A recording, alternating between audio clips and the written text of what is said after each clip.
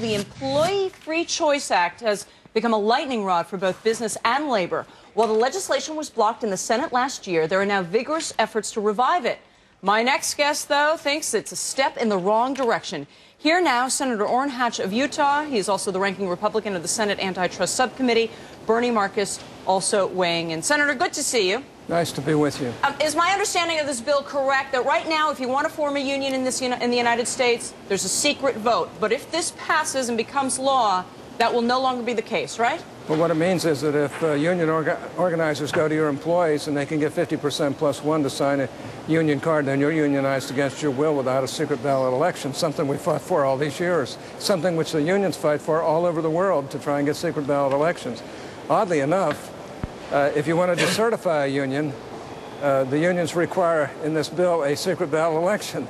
So it's kind of hypocritical to require it for decertification of a union, but not have that type of a privilege and right in workers with regard to certification of the union. You know, unions say to this, they say that they need additional help in order to get more people unionized. They've got declining union membership in the United States, and that maybe this is a good thing because it'll protect more workers. No, it doesn't protect more workers. In fact, it takes away workers' freedoms. No, this is a question of power. The unions are going to put about $1 billion into local, state, and federal races this year. And, of course, they've made this a litmus test issue, and any Democrat who votes against it simply won't get the money. The co-founder of Home Depot is here, Bernie Marcus, and he's got really strong opinions about this as well. Tell us, Bernie. Senator, you know, I gave a speech before about 100 CEOs about 3 weeks ago. Out of the 100, when I talked about this free choice, I mean, what a misnomer that is, the Free Choice Act. That's right. It's not a free choice. When I talked about it, only 7 of the 100 knew about this bill. What has happened here? Why hasn't it been publicized? Why don't they understand that? And you think it's a bad bill? Well, no, let me tell you something. This bill is going to create France in the United States. That's right. Because you're going to have every company out there, every single company, and all of the CEOs that are watching this today, if you're not union today, and even if you are union, you have to understand the ramifications of it.